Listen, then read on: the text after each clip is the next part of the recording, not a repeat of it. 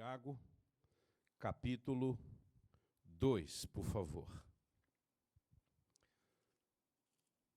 Quem foi Tiago?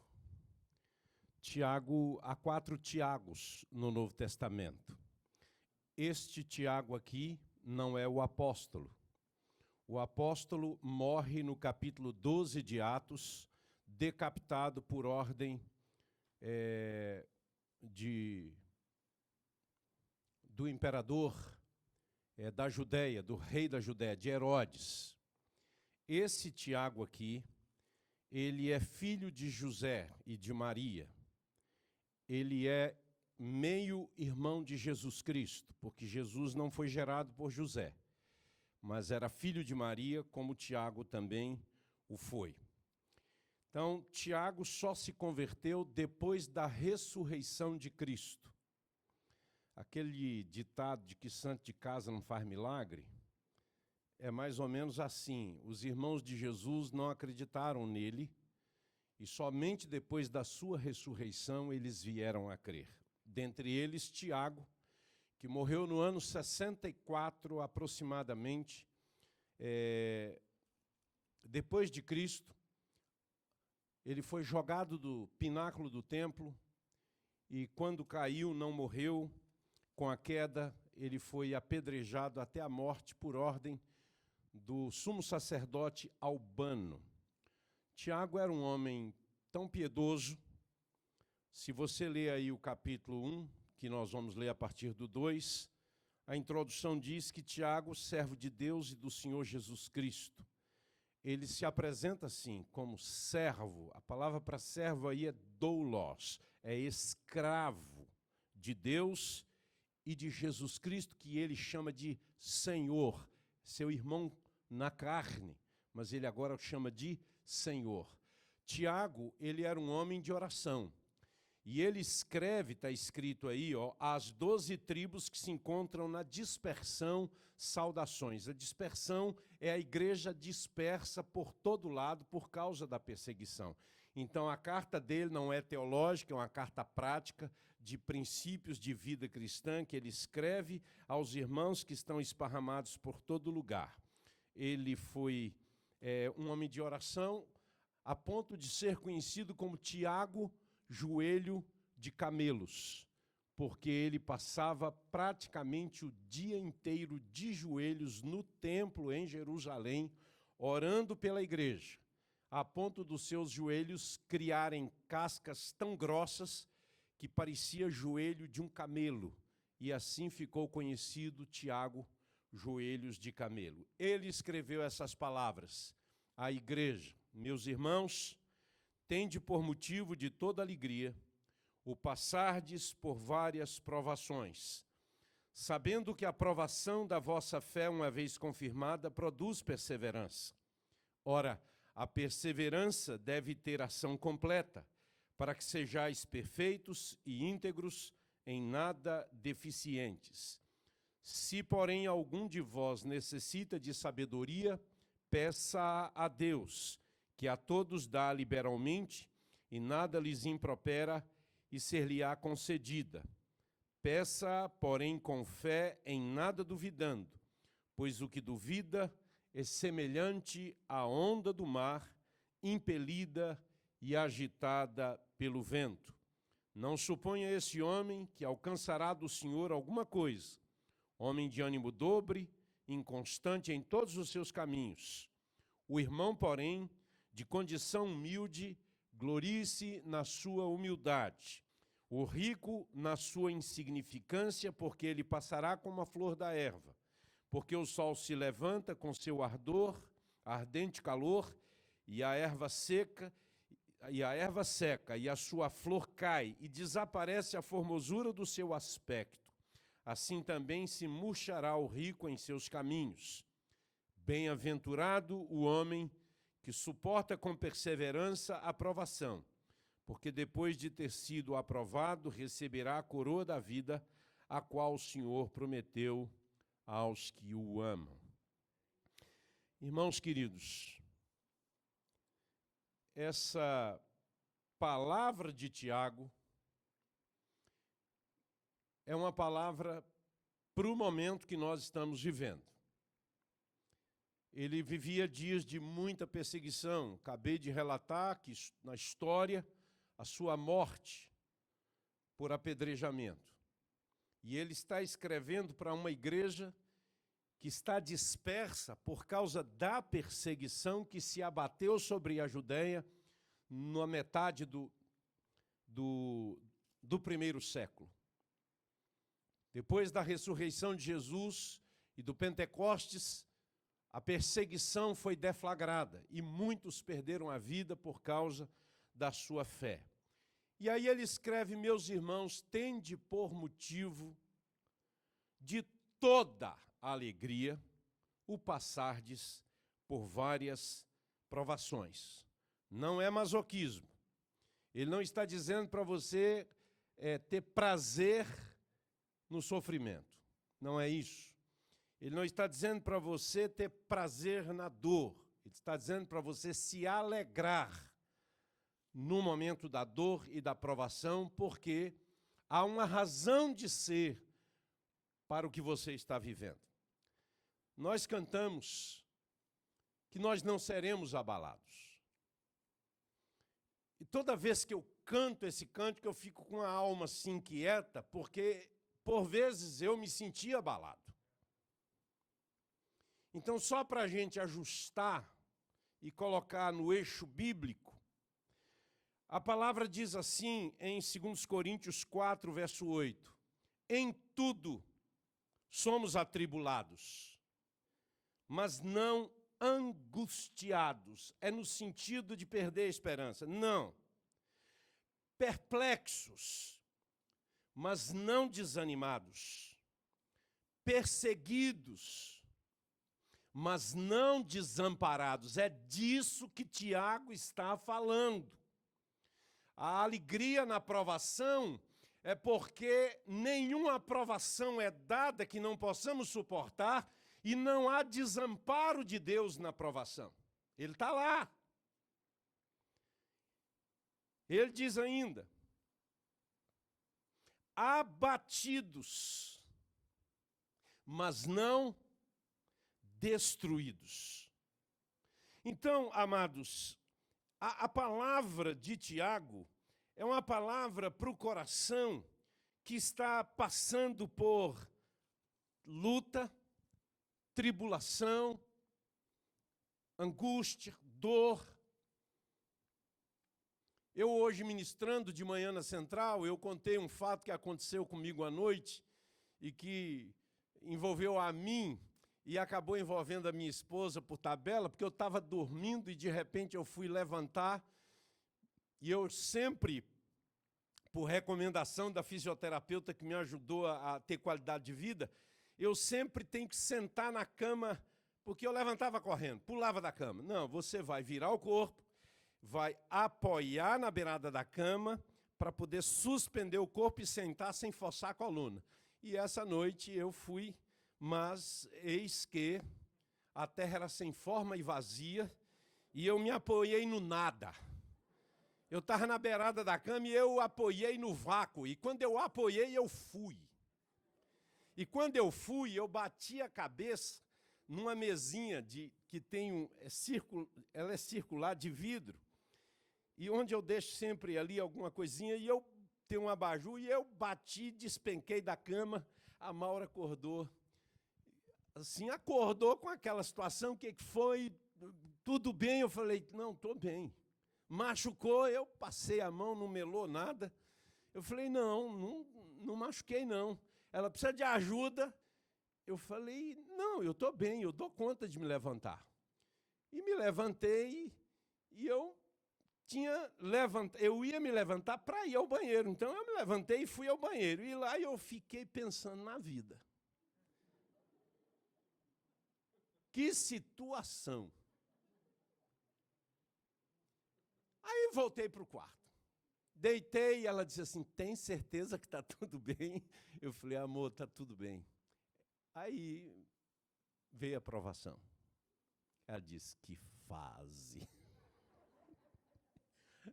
Aí a provação aumentou um pouquinho, porque ela disse assim, Eu acho que nós vamos ter que botar uma cerquinha desse lado aí. Eu falei, ó, vamos parar por aí. Irmãos queridos, quem dera que as nossas provas fossem só essas surpresas ou a possibilidade de você cair, se machucar, sentir dor. Esse povo aqui estava sendo preso, estavam perdendo suas casas, eles estavam perdendo a sua liberdade, eles estavam sendo levados a tribunais, acusados de crimes que eles não cometiam. E Tiago escreve, meus irmãos, tende por motivo de toda alegria passar o que vocês estão passando. A Bíblia está repleta de gente que transformou momentos duros em momentos de graça, que transformaram derrota em vitória, que transformaram perdas em ganhos. Paulo diz que ele perdeu tudo para ganhar a Cristo. Você já deve ter ouvido falar esse ditado popular: quando te derem um limão, faça uma limonada. Não reclama que é azedo, não. Faça uma limonada. Tiago fala de duas pressões aqui. Até o verso 12 ele fala de uma pressão que é externa. Do verso 13 até o verso 27 ele fala de uma pressão que é interior.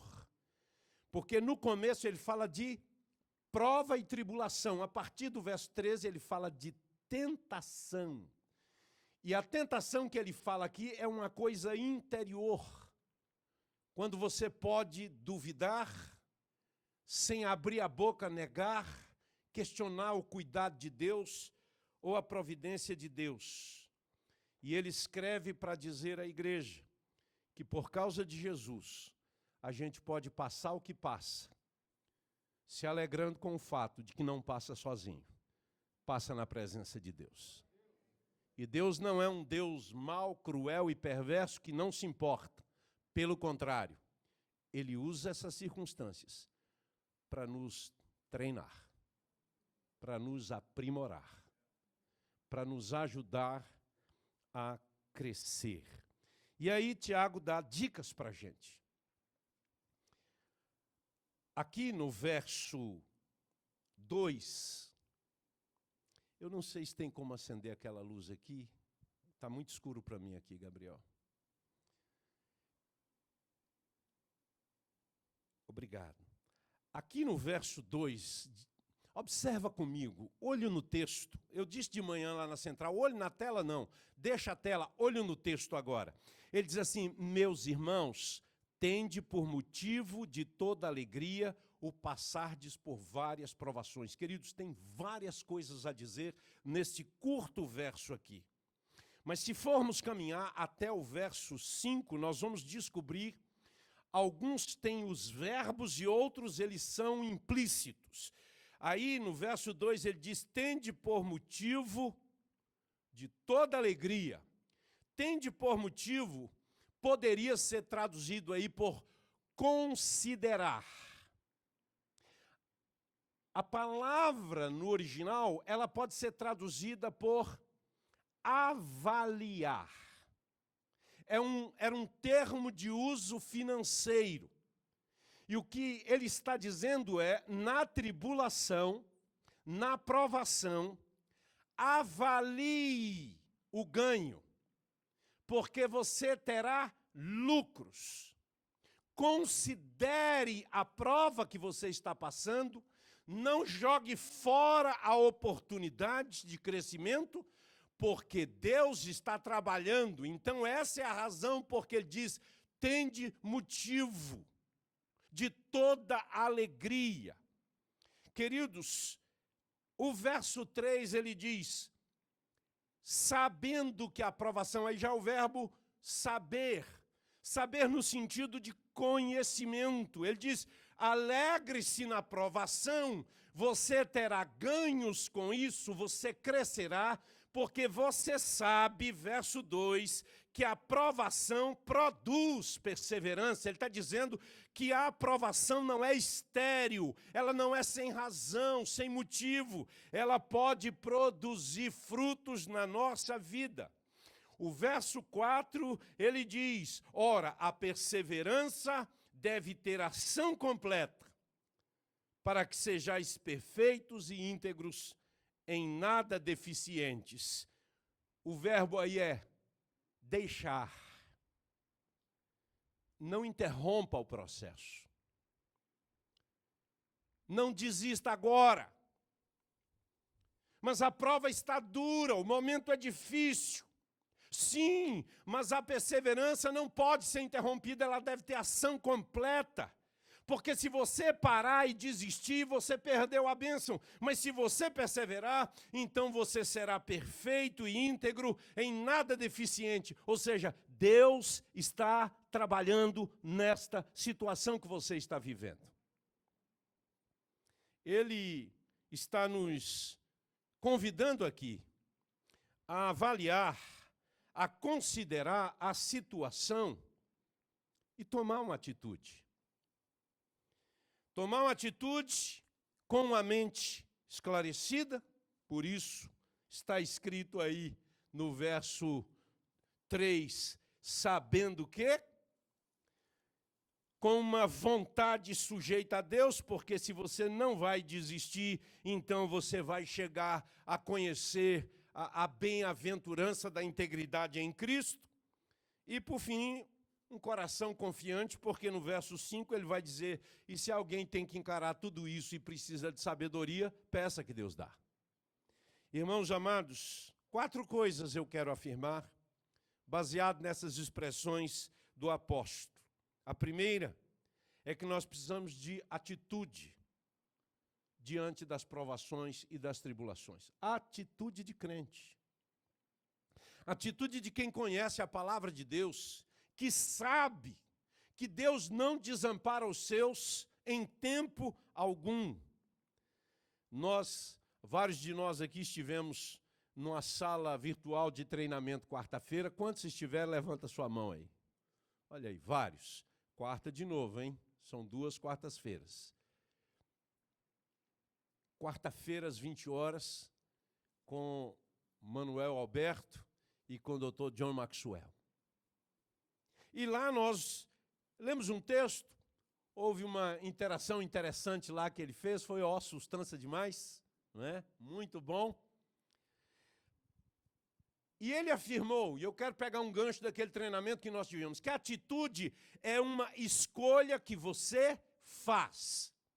A atitude sua não é decorrente da circunstância do que disseram ou falaram de você ou a você.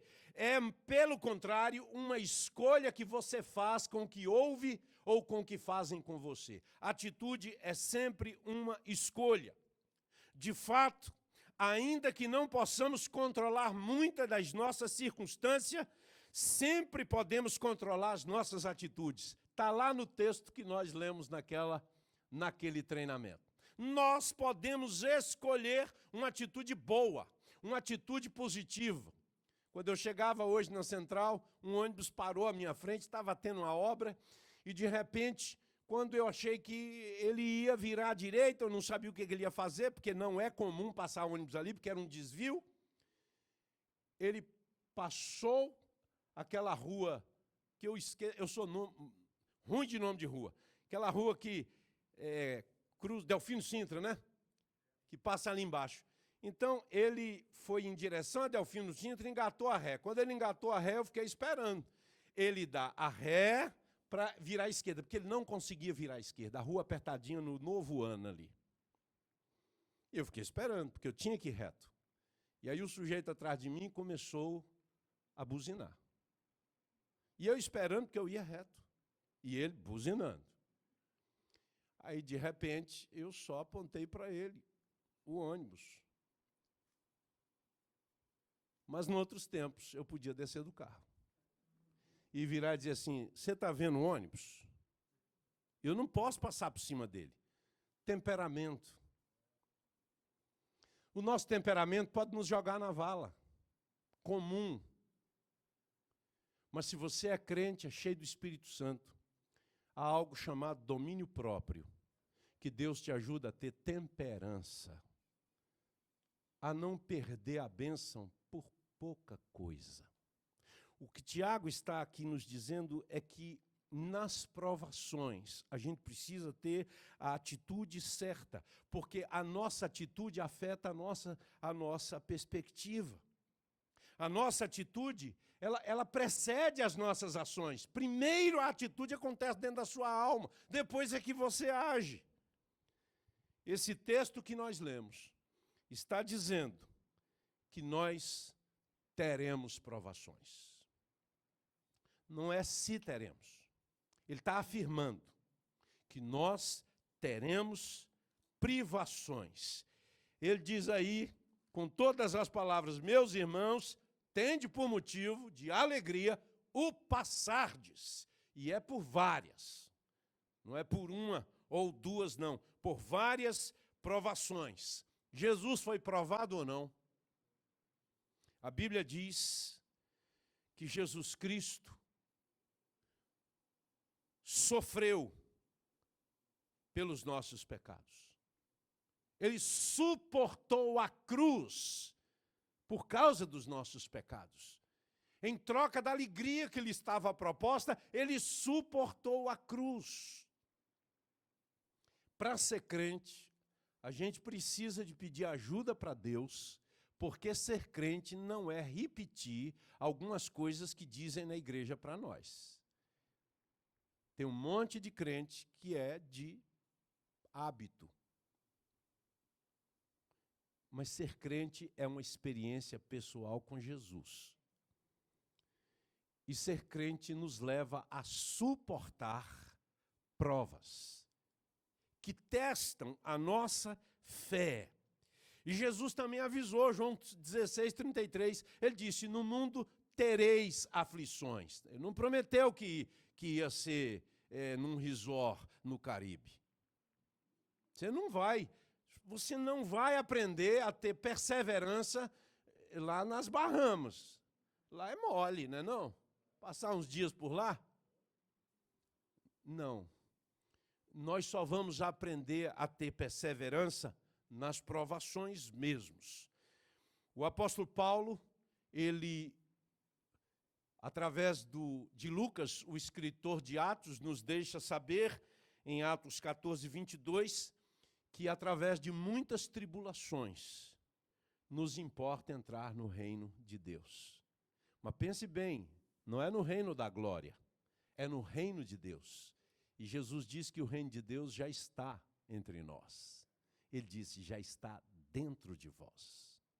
O reino de Deus não é um império glorioso, ruas de ouro, paralelepípedo de diamante. Não. O reino de Deus é onde Deus governa. E Deus pode governar dentro de você. Governar suas reações, suas atitudes. É disso que ele está falando. Algumas fontes de provação. Uma é a nossa humanidade. Cair da cama. É uma prova. É uma prova que a idade chegou. É uma prova que os reflexos diminuíram. A humanidade nos faz sofrer. A nossa humanidade. O nosso querido pastor Vlá não está aqui hoje por uma questão de humanidade, de limitações. Sua filha apresentou os sintomas da Covid. Fez exame e confirmou. Ele está de quarentena com a Ana e com a Ju. É família. Dentro de casa, cuidando da filha, mas também já cuidando deles mesmos. Nós somos gente. Nós somos humanos. Não, Deus nos colocou por cabeça, crente não adoece. Tem que rasgar a Bíblia, filho. Porque Paulo adoeceu. Trófimo adoeceu. Timóteo tinha uma gastrite tão grande que Paulo teve que orientar ele a usar um remédio que eu tenho até medo de orientar os outros a usar. Que era um pouco de vinho. Porque tem uns que não vai só um pouco, vai o carote de uma vez, não é não? É. Humanidade. Nós podemos adoecer, sofrer acidentes. Eu perdi minha mãe no acidente. A minha mão esquerda não abre totalmente por acidente. A gente sofre acidentes. A gente está sujeito a acidentes, está sujeito. Decepções, hein? De quem você não esperava, não é assim? Traição. Estamos sujeitos, a humanidade nos coloca nesse patamar. Mas há uma outra fonte de provações na nossa vida, que é o fato de nós sermos cristãos. Quando a gente é cristão, e é de fato, os valores que a gente tem, os princípios que a gente adota, desagradam a colegas de trabalho, desagradam parentes, familiares, amigos. E, por vezes, você sofre rejeição num ambiente que você era amado e aceito, porque, de repente, você entregou sua vida a Jesus e agora você não conta mais piada imoral para ficar num exemplozinho banal, não é?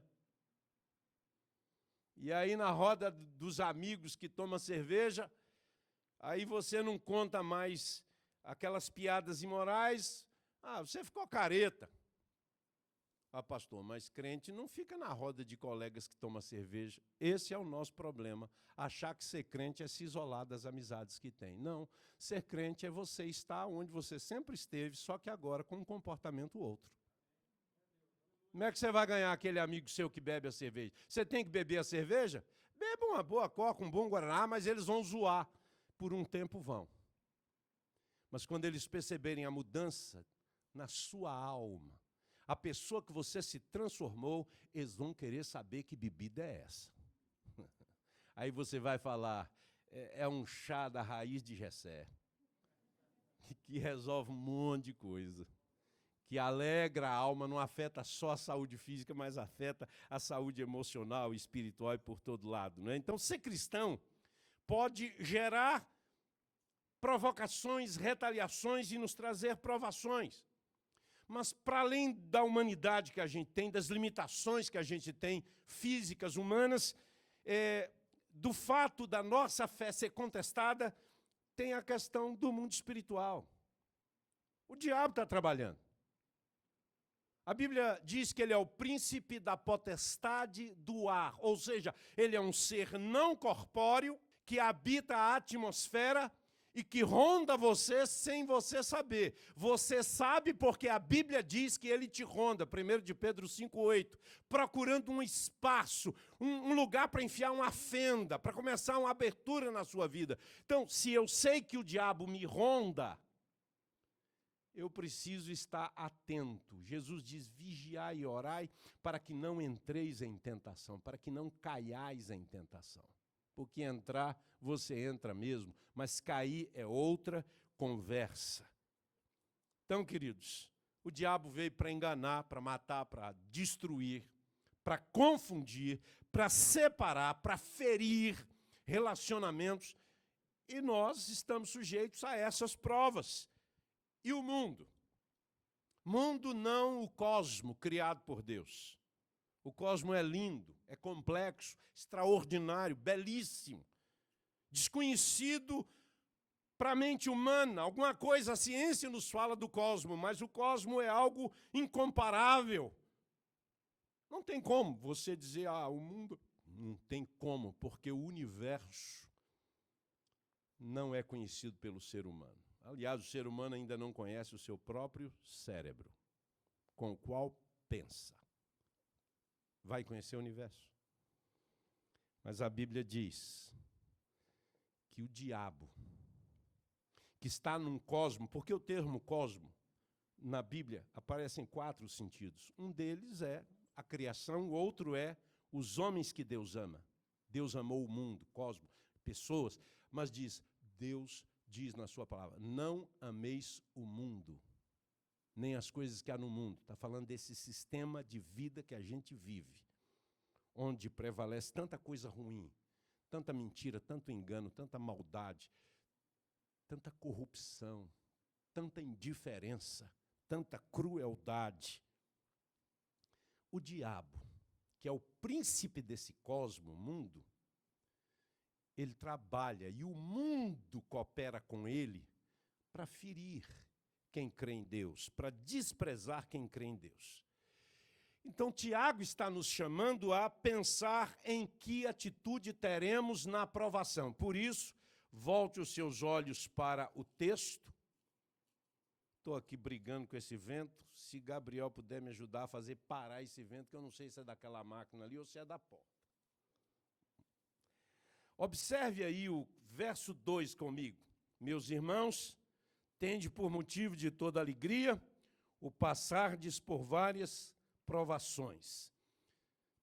Observando o texto detalhadamente, o verbo passar por várias provações, significa deparar com, é muito interessante. O que ele está dizendo assim, ó, qualquer hora você vai deparar com uma tribulação. Você vai se deparar com uma provação. Acho que eu consegui também deu uma amarrada aqui. Sustância, Gabi. Obrigado. O verbo, então, passar, significa deparar com. Qualquer de nós pode e vai se deparar em algum momento com uma provação ou uma tribulação. A verdade é que a gente não precisa ficar atrás, não é a cata.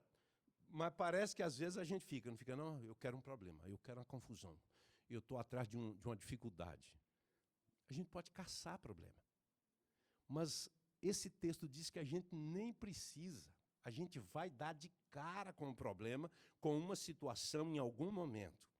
E a expressão várias provações aí no verso 2, se você puxar aí 2 páginas da sua Bíblia, você encontra 1 de Pedro, capítulo 1, verso 6. Pedro está falando do mesmo assunto, e ele diz assim, nisso exultais, embora no presente tempo, se necessário, olha, se necessário, sejais contristados por várias provações. Já pensou que às vezes é necessário ser provado? E quem é que sabe quando eu preciso ser provado? Deus sabe. Deus nunca vai te tentar. Verso 13 e seguintes diz que o diabo tenta, Deus não. Mas provar, Deus prova. E porque Deus vai nos provar? Para harmonizar, porque a palavra várias provações, a palavra várias no original é multicor. É como se tivessem várias cores de provas que você pode passar na vida. E Deus é capaz de reunir todas estas cores variadas de provações e Ele pintar um quadro belo na sua vida, fazendo você crescer, desenvolver, aprimorar-se nessa caminhada sua. Eu já tentei lembrar quem foi que eu ouvi falar sobre um tapete persa na sede da ONU, em Nova York, e eu não lembro. Fiquei com 2 nomes na mente, Jorge de Barros e pastor Antônio Leite. São as 2 pessoas que me vieram à mente, que eu já ouvi. O Jorge é vivo, pastor Antônio Leite já está com o senhor, mas que contaram essa história, que quando estava ali na ONU visitando, viram um tapete persa desses de parede, lindíssimo. E o guia, então, os orientou a olhar um ponto no tapete que era perfeito. E ali, naquele ponto, tinha um nó.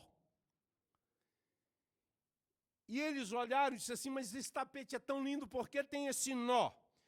Ele diz, para que ninguém imagine, jamais, que essa é uma obra perfeita. Porque perfeita é só a obra de Deus. Você já olhou um tapete ou um bordado pelo verso? Que seja um ponto cruz. A face é lindo, mas por trás o negócio é mais desarranjado. A ideia aqui é que por vezes a gente só enxerga a vida da gente pelo avesso. Nunca está bom, nunca está certo.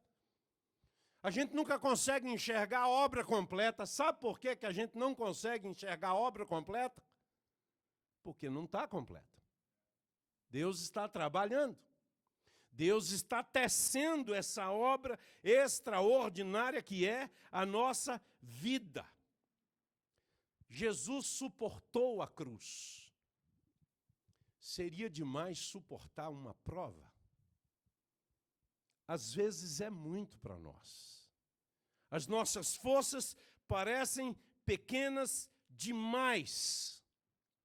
Irmãos queridos, o comentarista bíblico, Warren Wiersbe, ele disse assim: não valorize o conforto mais do que o caráter. Aqui, Deus está preocupado é com o nosso caráter, de não reclamar quando parece que não vai legal.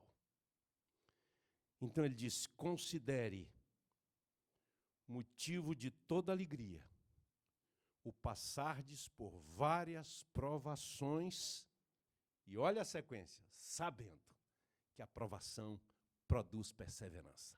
A perseverança produz experiência, e a experiência produz esperança. Aí eu já entrei em Romanos capítulo 5, verso 1 até o verso 5.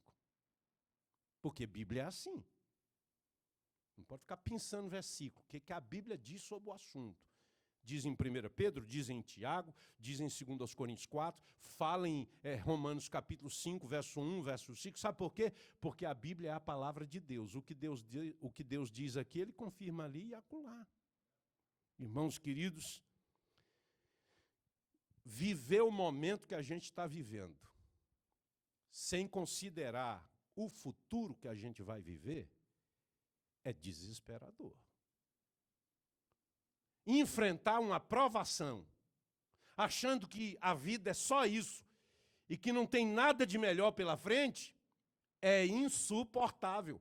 Jó não teria aguentado.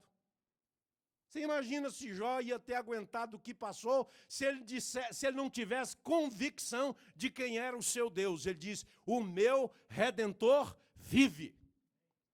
Ele disse isso lá no capítulo 19 já, com todo o sofrimento, com toda a inflamação no seu corpo, com todos os tumores, com o sepultamento dos 10 filhos, com a perda do relacionamento familiar, porque todos o abandonaram.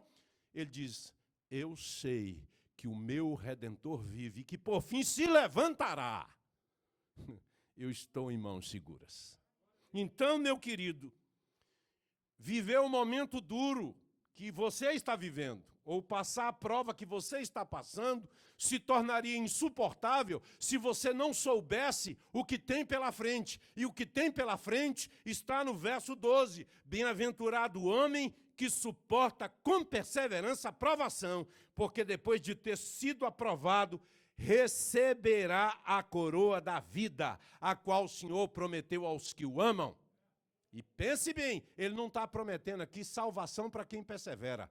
Não, só persevera quem já é salvo. O que ele está dizendo é que quem persevera vai ser abençoado por Deus. Irmãos amados, essa é a atitude que a gente tem que ter. O segundo ponto é que é indispensável o conhecimento de encarar a situação. Que conhecimento? Deus trabalha no turno da noite. Deus não dorme. Deus sequer cochila, diz o salmista. Ele nem pestaneja. Ele trabalha por nós o tempo todo. O Senhor Jesus diz: meu Pai trabalha até agora e eu também. Aí um diz assim: mas ele não descansou lá da obra da criação? Mas ele jamais descansou da obra da redenção. Ele trabalha todo dia por sua causa. A Bíblia diz que ele está lá, Jesus, à direita de Deus, e diz que ele é o seu advogado. O diabo todo dia aparece por lá para acusar um monte de crente. Mas Jesus Cristo é o seu defensor celestial.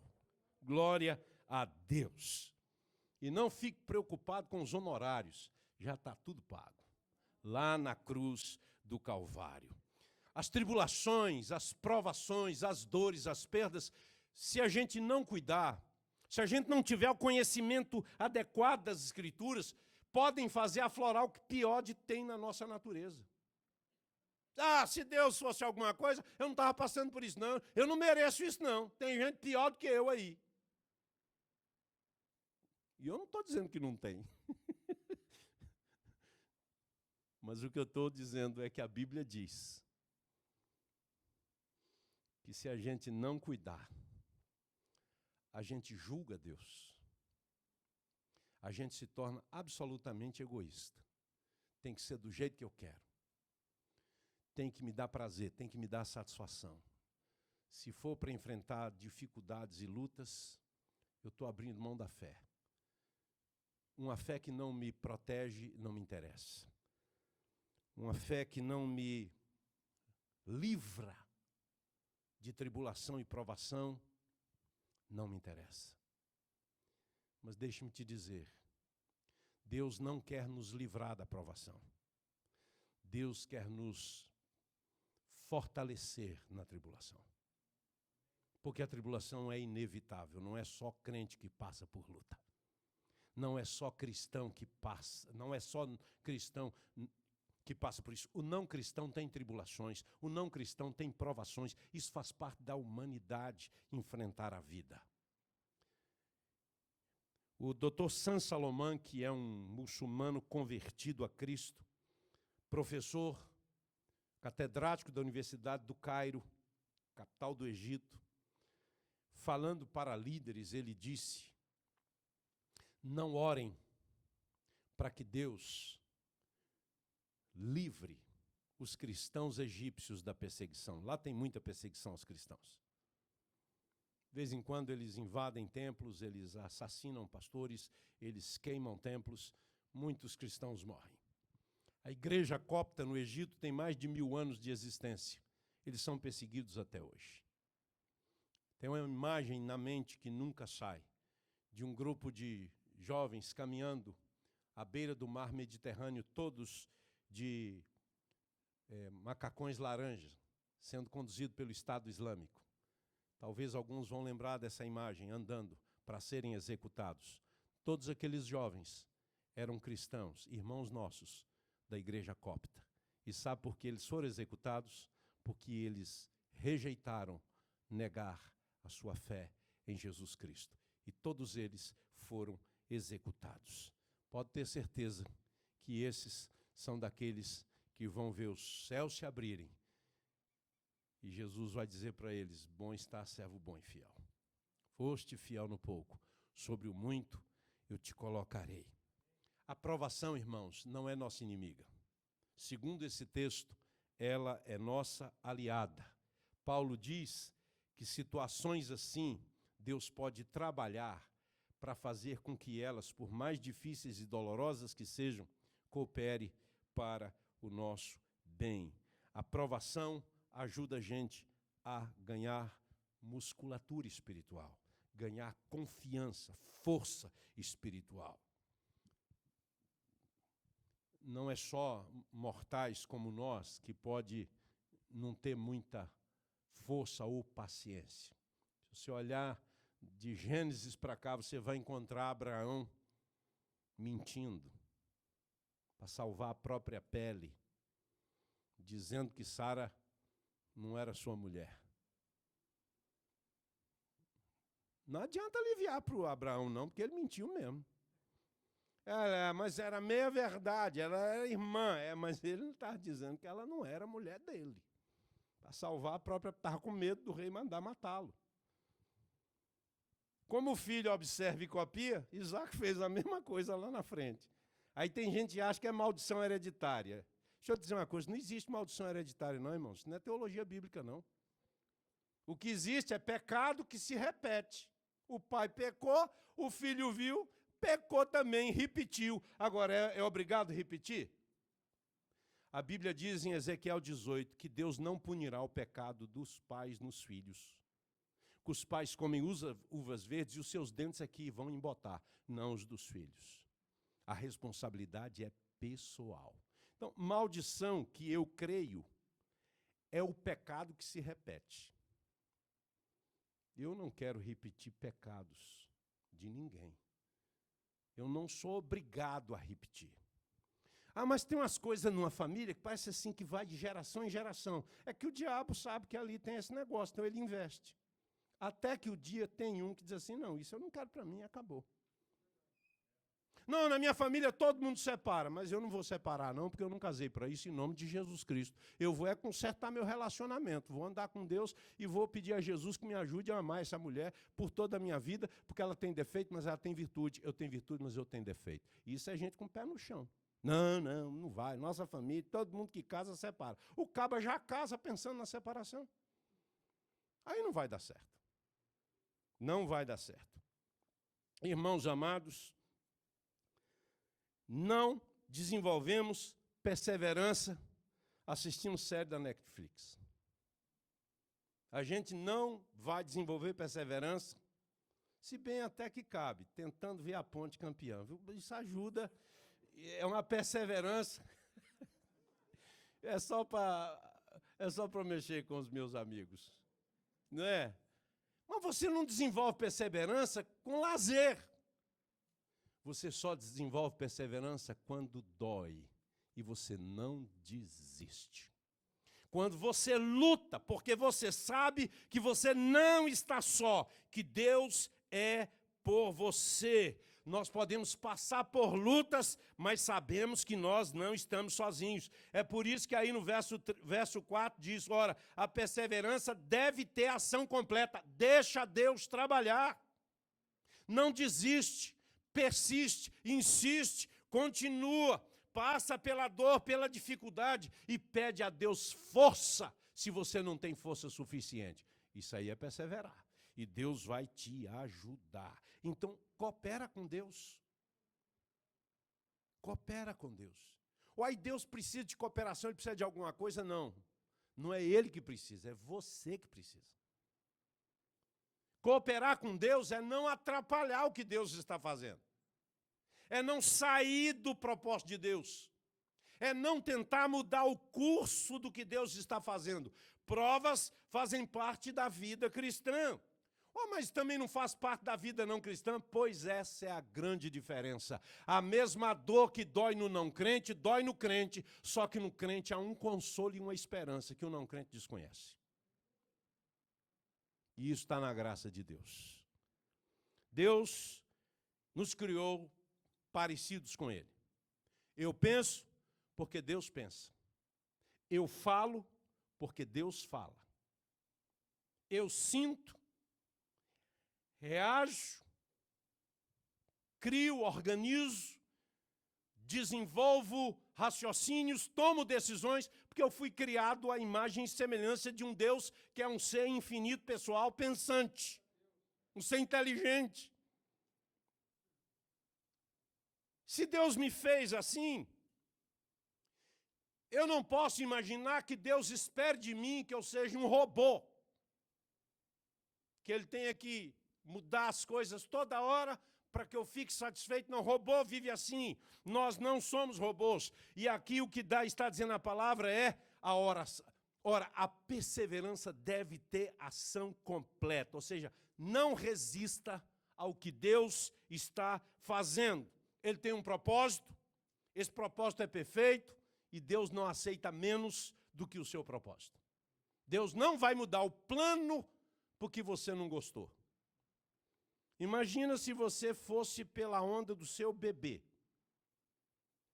Hoje já está grande, está adulto. Mas imagina um filho que não cresce nunca, não sai da mamadeira nunca, está com 45 anos, mas ainda usa fralda. Ô mãe, tu dá conta? Você ia dar conta, minha santa? Não, porque isso não é maternidade, isso é uma doença, isso é uma coisa estranha. Isso é absolutamente fora de propósito. O prazer de uma mãe é ver o filho nascer, é amamentá-lo, é ver ele engatinhar, não é uma festa? A gente fica tudo besta, né? O menino vai lá dar os primeiros passos e fica assim, ô coisa linda da mamãe, vem cá do papai. É ou não é? Confessa aí. Aí dá os primeiros passos e a gente quer ver tirar a fralda, é ou não é? Agora pensa na fralda cheia por 45 anos. É assim, é natural. Cresceu, nasceu, tem que crescer, desenvolver, tem que ganhar independência, tem que se tornar capaz. Espiritualmente é isso que Deus está dizendo. Eu tenho que tirar, eu tenho que desmamar. Eu tenho que fazer com que vocês confiem em mim e saibam que aconteça o que acontecer, vocês não estão sozinhos. A perseverança tem que ter ação completa. Fugir das provas, das tribulações, é manter-se na infância espiritual. Não, se tiro o conforto, eu não quero. Eu quero viver na zona de conforto. Jesus teve que deixar a glória. A Bíblia diz que ele teve que se desvestir da glória e assumir semelhança humana e viver entre nós. Foi cuspido, esbofeteado, negado, rejeitado, acusado injustamente, por fim, morto, crucificado como um bandido. Mas a Bíblia diz que ele suportou a cruz em troca da alegria que lhe estava proposta. Ou seja, ele não precisava ter deixado os céus. Mas ele deixou. Por quê? Por sua causa. O amor dele é real. O amor dele se manifestou, e a Bíblia diz que em Romanos 5,8 diz que Deus provou que te ama pelo fato de ter enviado Jesus Cristo. Sinta-se amado. Não, mas eu não me sinto. Saiba-se amado. Acredite na palavra de Deus. Você é amado por Deus. Ele provou isso, e a prova contundente é histórica. Jesus Cristo veio morrer em nosso lugar. E aí Tiago diz, se você não der conta, se for demais, verso 5. Se porém, o porém aí é por causa do contexto anterior. Suporte, enfrente, permaneça, não desista. Se porém for difícil demais, e algum de vós necessitar de sabedoria para isso, peça.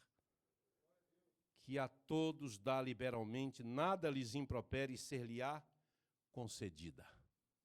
Irmãos, geralmente a gente pede por livramento nas tribulações e provações. Naquele dia daquela palestra, São Salomão disse, não peço que vocês orem para Deus livrar a igreja do Egito de perseguição. Eu peço que vocês orem para a gente ficar firme e aguentar a prova, porque nós servimos ao Senhor. Eu não ouvi só de São Salomão, eu li no livro O Homem do Céu, escrito pelo irmão Yun, um chinês convertido. Ele diz que na China, sofrer perseguição, ser espancado, ir para a solitária, ele viveu preso por muitos anos, ele diz, é normal. E lá, com todo o sofrimento das prisões chinesas, os cristãos cantam louvores a Deus dentro da prisão. E todos os anos, milhares se convertem pelo testemunho dos presos crentes. Porque o espírito deles está acima da dor, está acima da solitária, está acima da fustigação física. Eles estão sempre glorificando a Deus, e os que estão presos sem esperança começam a ouvir os que estão presos cheios de esperança da fé e conhecem a Deus no meio daquela tragédia toda. E ele diz, não orem, aqui no Ocidente, não orem para Deus acabar com a perseguição na China. A igreja na China não tem problema de sofrer perseguição. O que a igreja na China mais teme é deixar de ser perseguida. Porque o dia que ela deixar de ser perseguida, é porque ela está agradando o Estado. E o Estado lá é um Estado comunista, ateu, que tem igreja oficial, onde o sermão do pastor primeiro passa pela investigação do Estado. Mas a igreja, que é chamada subterrânea, são milhões e milhões de cristãos que se reúnem sem poder cantar alto. E nós aqui, hein, podendo explodir os pulmões de cantar. Você pode cantar ali no Largo do Rosário, pode te chamar de doido, mas você pode cantar. Você é livre para cantar lá. Minha esposa tinha um tio, ele faleceu, já está com o Senhor. Ele era compositor, cantava, e ele, assim, amava cantar. Então a gente estava com ele dentro do carro, de repente ele começava a cantar alto, o povo dos carros lá na pista assustava tudo, achando o que está acontecendo. E ele cantava como se estivesse cantando para uma multidão no estádio, mas estava só dentro do carro. Cantava. Que Deus nos ajude a não nos tornar um povo amargurado e que não lida bem com a dor, mas a ser um povo que se alegra e agradece a Deus, ainda que na dor. Deus está nos treinando, porque certamente tem outros que sofrem muito maiores dores do que as nossas. E como é que nós vamos entender a dor de outros se nós não temos dor nenhuma? Paulo diz para a igreja de Corinto que ele sofreu uma tribulação tal que ele pensou que ia desesperar da própria vida. Mas que Deus estava usando a dor e a tribulação que ele passou e a consolação que ele recebeu para consolar outros que estavam sendo atribulados como ele fora. Irmãos queridos, Tiago compara o cristão aqui que não busca a Deus no verso 5, no verso 6 ele diz, agora, qual pedir sabedoria, peça com fé. Em nada duvidando, pois o que duvida é semelhante à onda do mar, impelida e agitada pelo vento. Você conhece algo mais inconstante do que a onda do mar? Não há estabilidade ali. Ela vem, arrebenta, volta, forma onda, vem. Solta ali um pedaço de coisa leve, isopor que seja. Vai ficar lá. O que ele está dizendo é isso, não seja um crente assim. Que uma hora aqui, uma hora ali. Em outras palavras, uma hora crê, uma hora não crê. Uma hora agradece, não, por isso eu não vou agradecer. O que ele está dizendo é que nós não podemos ser instáveis, que nós precisamos pedir a Deus que nos ajude a ficar firme, porque quem vive nessa inconstância não pode supor que alcançará alguma coisa do Senhor. Ânimo dobre, inconstante em todos os seus caminhos. Ele disse, não. Confia em Deus, não depende de condição social, não. Ele está dizendo aqui que o pobre, ele pode se gloriar na sua humildade, na sua dignidade. E o rico, se ele tiver que se gloriar, ele vai ter que se gloriar na sua insignificância. Por quê? Porque vai morrer como todo mundo morre. Ele usa a figura de uma erva que floresce de manhã, seca e morre à tarde. A vida passa. O que ele está dizendo é que nós precisamos saber que ser feliz não tem a ver com coisas, nem com as circunstâncias. Ser feliz tem a ver com quem você serve. Porque se você serve a Deus, você sabe que Deus não te desamparou porque a dor chegou. Que Deus não te desamparou porque o sofrimento bateu a porta. Deus não te desamparou porque o emprego foi para o espaço. Deus não te desamparou porque o marido não é tão educado, fino. Tem que medir as palavras, né? Não? Ajudou aí, Alexandre? É boa.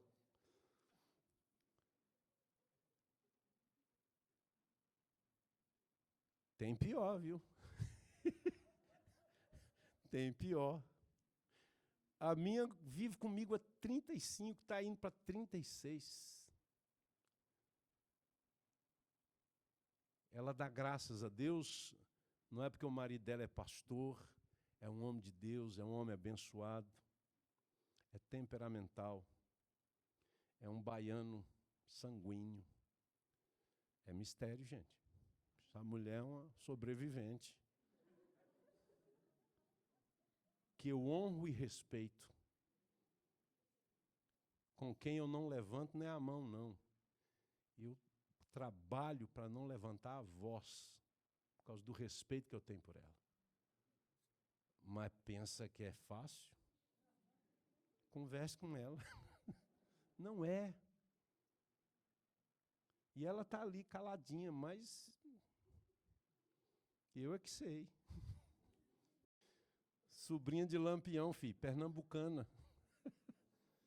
Sabe o que é que faz o marido e mulher viverem bem? É a graça de Deus. É humildade para buscar ajuda juntos, para orar juntos, para se perdoar, para se ajudar mutuamente. Tem marido que acha que é a última bolacha do pacote. É mesmo. Só tem ele. Nós precisamos da graça de Deus.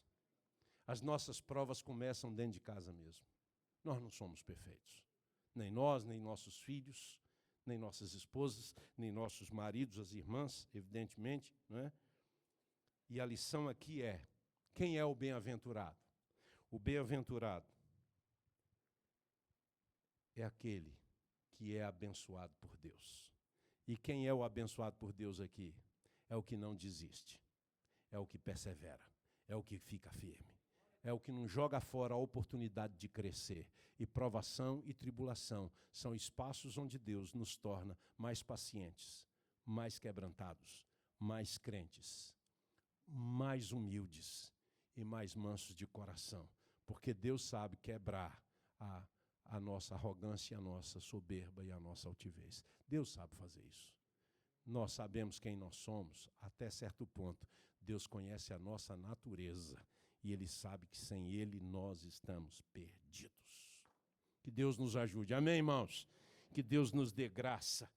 Quando nós somos abençoados por Deus, eu elenco algumas frases para você guardar. A gente cresce como pessoa, você se torna melhor. A gente se torna uma fonte de encorajamento para outras pessoas. Quando a gente persevera na fé e se mantém em Cristo, a gente traz glória para o nome de Deus e a gente responde ao amor de Deus com alegria. A gente demonstra confiança na providência dEle, sabe que Ele vai prover. E a gente permanece firme, pois sabe que está edificando a vida sobre o alicerce seguro, que é a palavra de Deus. Amém? Deus abençoe e abençoe muito a sua vida. Nós vamos orar.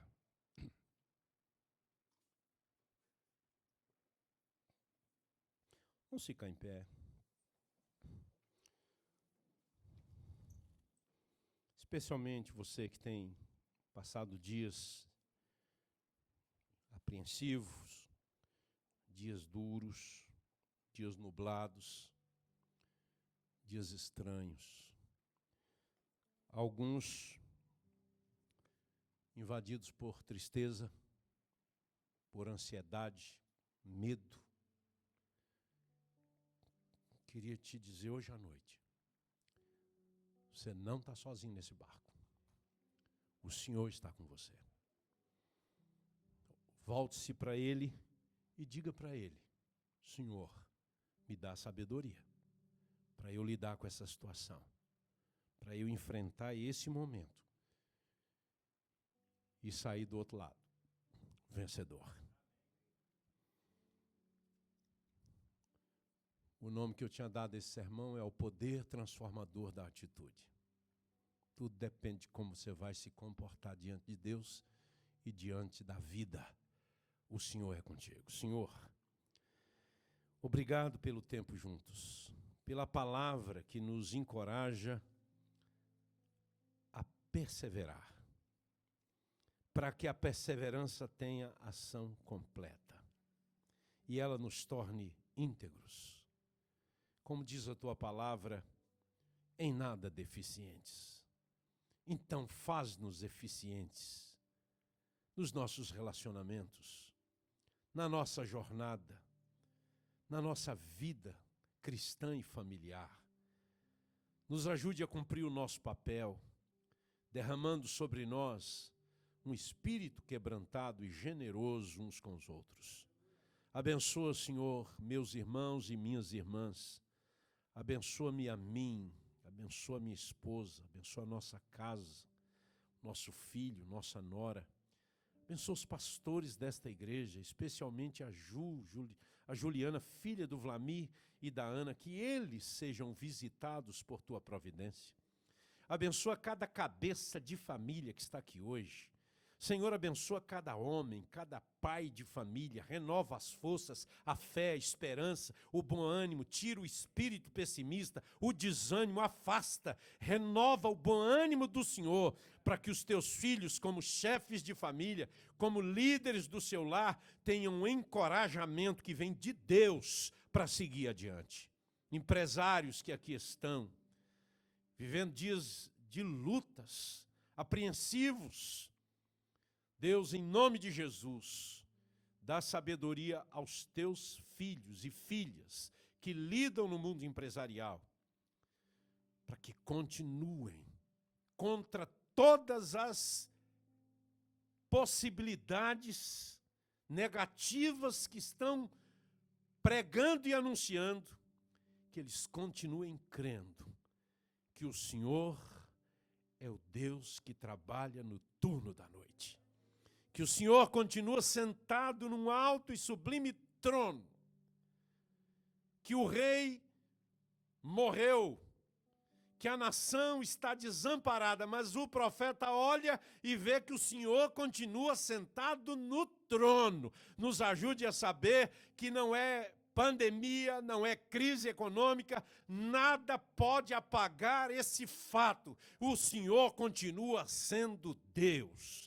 Nos ajude a professar fé no Senhor, que enxuga as nossas lágrimas e renova as nossas forças para continuar, ainda que no deserto, semeando e regando com lágrimas, mas nos ajude a continuar, para que lá na frente nós possamos voltar, colhendo os feixes e glorificando o Todo-Poderoso, que nos sustentou, guardou e honrou durante esse tempo. Em nome de Jesus e para o louvor da tua glória.